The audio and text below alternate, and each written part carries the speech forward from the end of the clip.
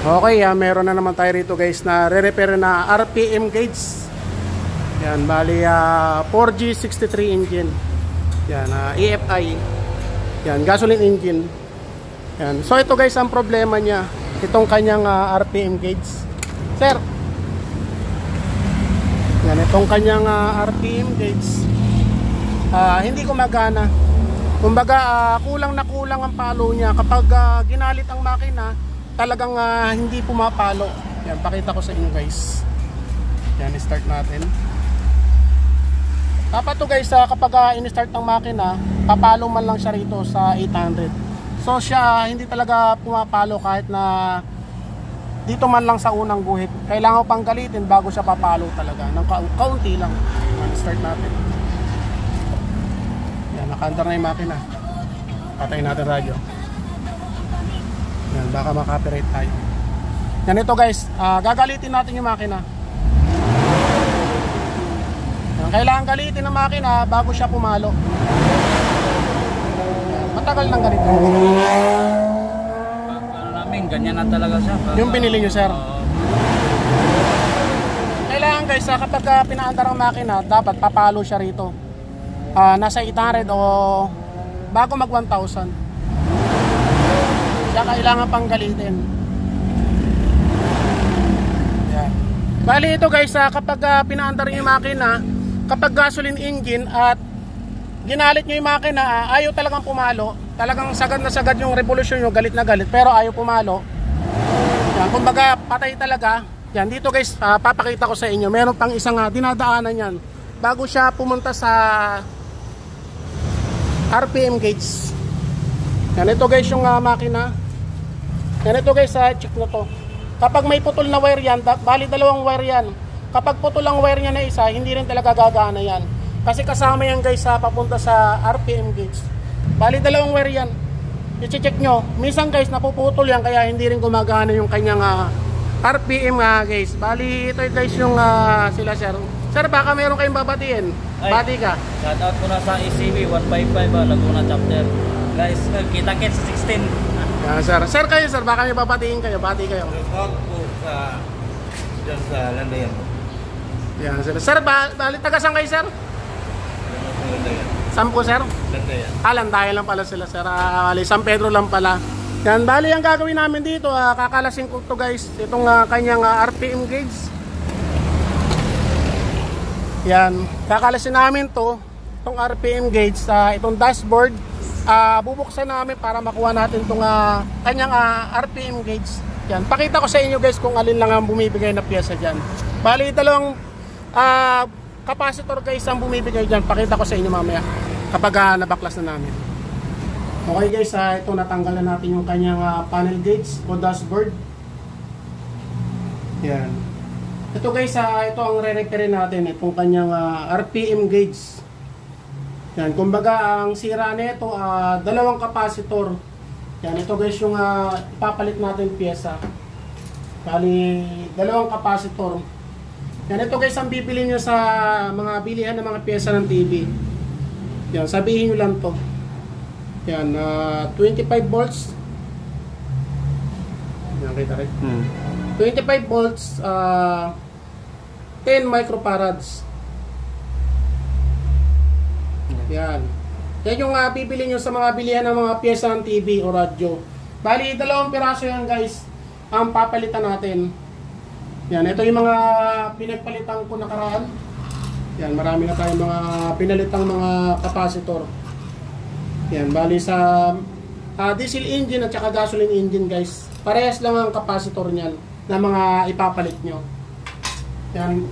Ito guys, kaya ako nasabi nga sira kasi kapag in-start ng makina, dapat papalo siya man lang dito bago mag 1,000. Kahit na hindi yung i-revolution ang accelerator. Tapos kapag na-revolution nyo, dinalit nyo, dapat papalo man lang siya rito sa 5,000 o 4,000 RPM. Yan, ito siya, kahit galitin ng makina, hindi man lang siya umaabot sa 1,000. Kaya talagang sira na yung kanyang capacitor. Yan, ngayon na ganito magtanggal yan guys. Yan, itutulak nyo lang itong mga to. Itong mga lock na to. Yan, ilalabas nyo lang. Yan, tutulak nyo lang.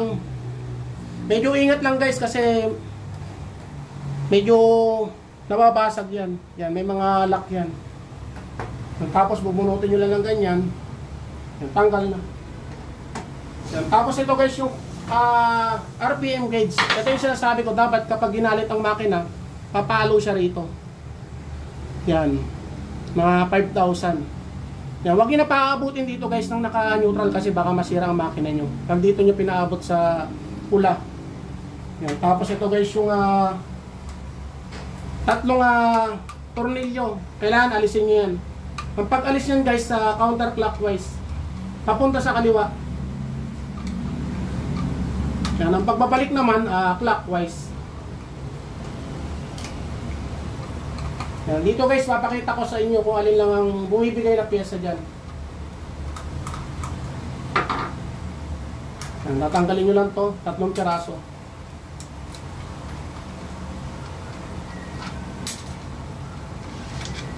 Yan, tapos ito, kailangan nyo tandaan to. Itong butas na to, dito nyo siya ilulusot kapag ibabalik nyo. Itong kanyang RPM gauge. Yan. Ito guys yung bumibigay sa kanyang pyesa. Bali, 2 kapasitor.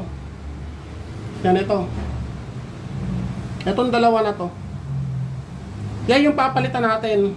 Ngayon guys, ang pagpapalit niya, kailangan itong may kulay silver na to, kailangan dyan nyo rin ilalagay. Ibig sabihin yung kulay silver na yan, yan yung negative. Yan, may kanya-kanyang payang guys.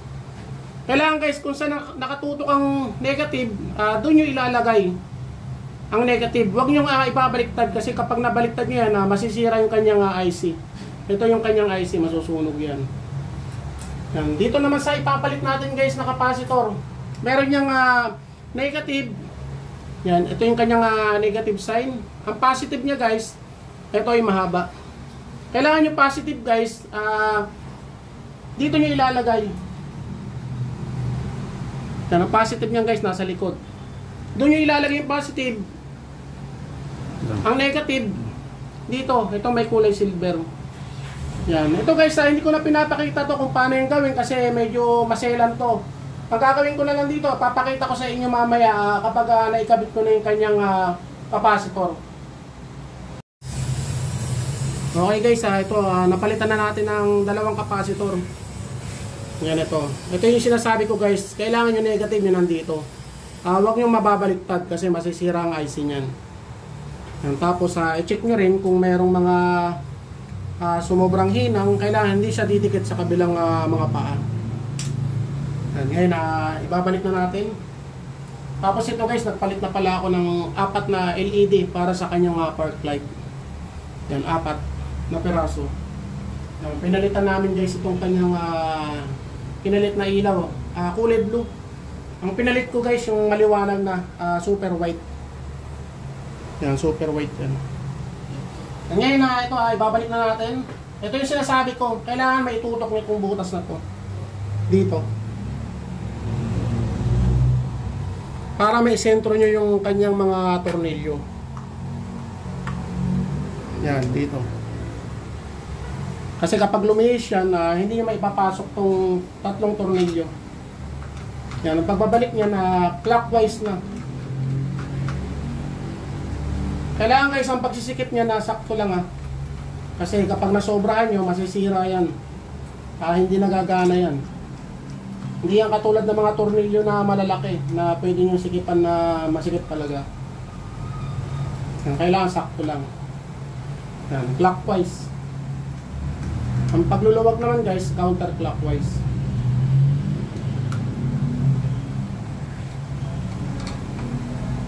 Yan, okay.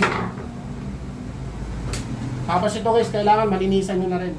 Yan, para kitang-kita siya. Yan, ganyan lang, ipapasok nyo lang ng ganyan. Yan, sa kanya-kanyang lock. Yan, baba, taas. Tapos ito, kailangan linisan nyo na rin. Meron tayong pinapahay dyan guys, armor wax. Yan.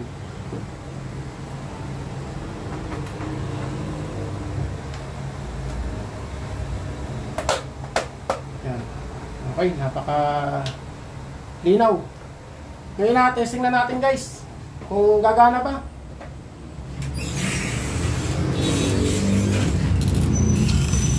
Yes, testing na natin.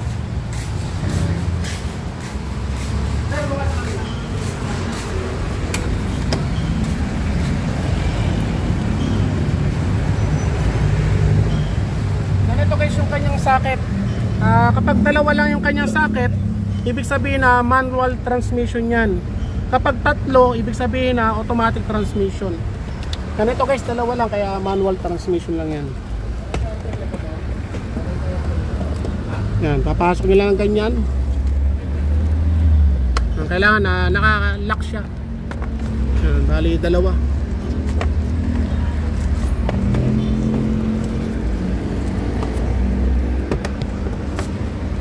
Ito guys, kailangan maibalik nyo rin to yung speedometer cable.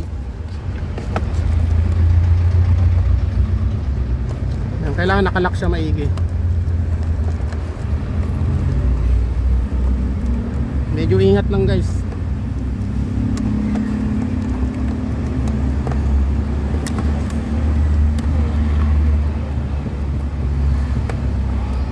Yan, kailangan maglalak siya. Yan, ngayon testing natin. Mamaya ko na guys ibabalik tong ang kanyang cable. Yan, ngayon kapag na-repair nyo yan, dito nyo malalaman kung accurate ba yung kanyang sensor, yung RPM sensor, tsaka yung kanyang minor. Dito nyo na malalaman kung mataas ba ang kanyang minor o mababa. Yan, sir, testing natin. Yan, ito guys, kailangan kapag umandar, kailangan papalo siya rito bago mag 1,000. Yan, start natin. Sir, naka-neutral no? Okay. O, sir.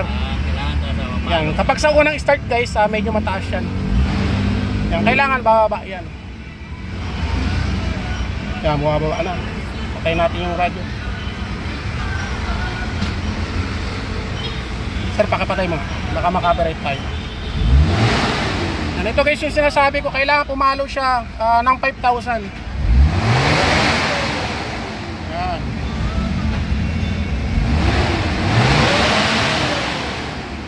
Huwag nyo na pabuti sa kulay pula kasi baka masira na yung makina nyo. O sir, okay ba? Yan. Kailangan yan sir kasi dito nyo malalaman na kung mataas ba ang minor o hindi. Ngayon pwede nyo nang pa-adjust sa mekaniko yan sir. Sila na mag-a-adjust yan, magtotono niyan kung sakto na ang ano niyan. Kailangan sir kapag in-aircon, papalo siya na bago mag 1,000. Yan, hindi siya bababa. Kailangan may tono ng maayos para maganda yung ano ng makina, hindi siya mag-overheat kapag mataas ang ano. Sir, okay ba sir? Okay. Yan, tapos yung kanyang park light sir. Yan, kitang-kita na. Liwanag na. Okay. Sir, ano masasabi niyo?